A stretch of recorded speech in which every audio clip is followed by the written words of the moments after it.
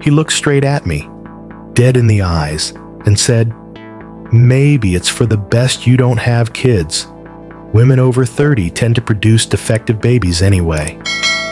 That's what he said. At my sister's birthday dinner, in front of my entire family. And just like that, the room went still. He didn't laugh. He didn't smirk. He said it like it was a medical fact, like he was doing me a favor. And in that moment, something inside me cracked wide open. I kept my eyes on him, took a slow breath, and said, "Trust me, if I wanted an asshole's opinion, I would have farted." The silence snapped. Laughter erupted like a dam breaking. Forks clattered.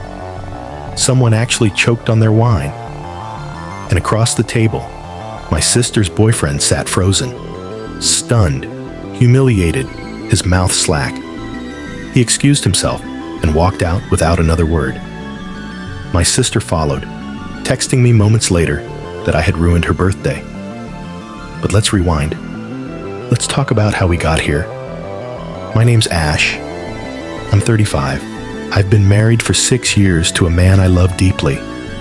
And for most of those years, we've carried the quiet, invisible burden of infertility. That word, infertility, it carries a weight most people can't see.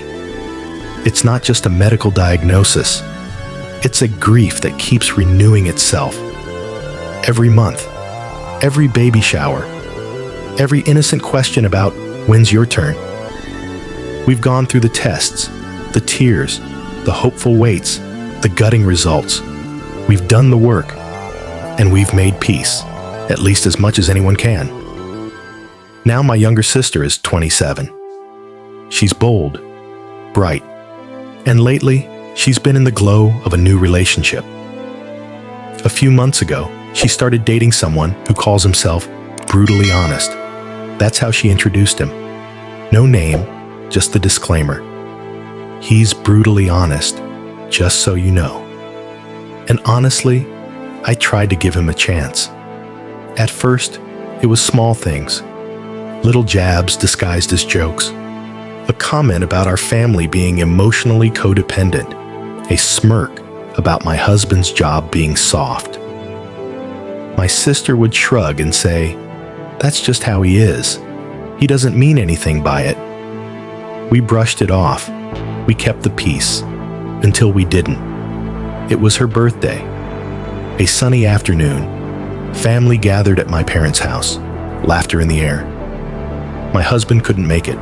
Work stuff. So I went solo. After the cake, after the photos, we all settled around the dinner table. It was warm, familiar, safe. And then he spoke. Out of nowhere, with his plate half full, he turned to me and said, "Isn't it weird you two don't have kids yet? 6 years is a long time, don't you think?" I froze. Everyone did. I gave him a short answer. Quiet. Careful. I said, "We've had some fertility issues." He raised his eyebrows. "Whose side?" I didn't answer. I didn't want to. But before I could redirect, my sister jumped in. "It's on her side." And just like that, my private pain became public property. He looked at me. Just looked.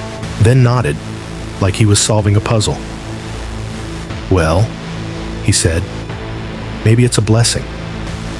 I mean, women over 30 tend to produce defective babies. Might be nature's way of filtering things out."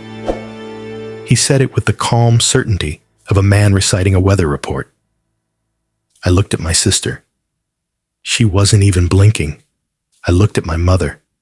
She had that pained expression that says, "Please don't make a scene." And in that moment, all the quiet pain I'd carried for 6 years gathered into a single breath. "Trust me," I said, steady and cold. "If I wanted an asshole's opinion, I would have farted." And it was like the room exhaled. Everyone laughed, not because it was funny, but because they had all felt it.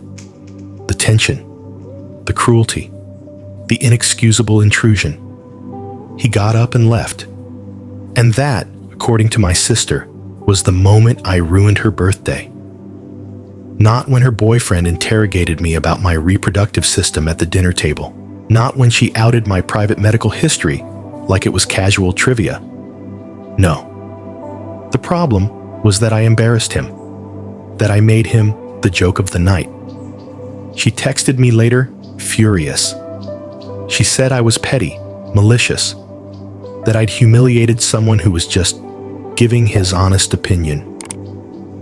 She demanded an apology in writing. My mother, always the peacekeeper, said I should have just ignored him. You know how he is, she said. Just let it go. But that's the thing, isn't it? Why do we keep letting people get away with being cruel just because that's how they are? Why do women especially get told to be gracious in the face of disrespect, to keep the peace, to smooth it over?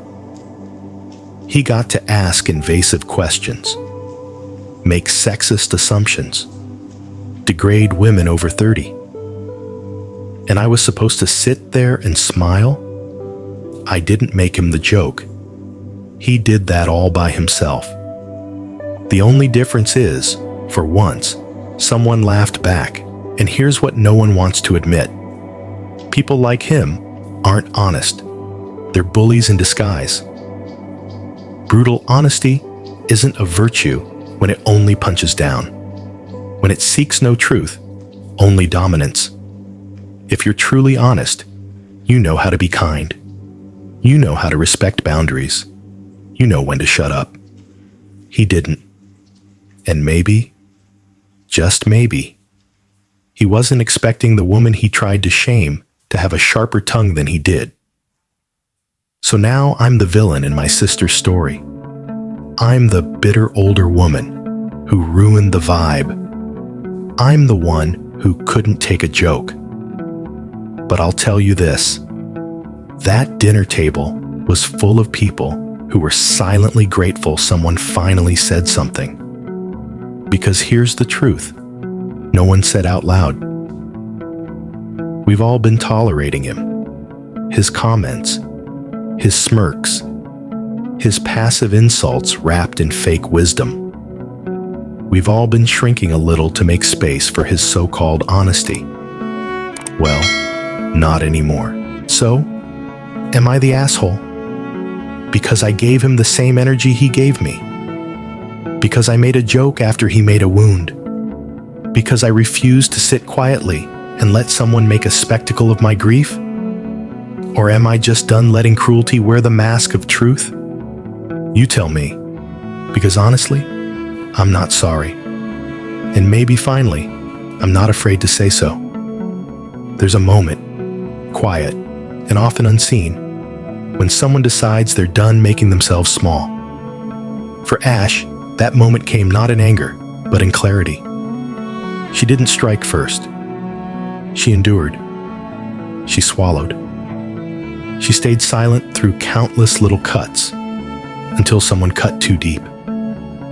What happened at that dinner table wasn't just a clapback. It was a boundary being built in real time. A woman standing up for her dignity in the face of someone who thought her pain was a punchline. And that's what makes this story matter. Because too often, we're told that kindness means silence, that if someone is just being honest, we should bend to accommodate their cruelty. That peace is more valuable than truth. But sometimes, the most honest thing you can do is speak, loudly, clearly, even if it shakes the room. So tonight, we ask you, have you ever laughed off an insult just to keep the peace? Have you ever let someone call cruelty honesty because you didn't want to be difficult? And if so, what would it take for you to finally say, if I wanted an asshole's opinion, I would have farted? This is AITA Story Vault. We don't just tell stories. We unearth the truth hiding between them. If you felt this, share it. And drop your take in the comments below. We'll be listening.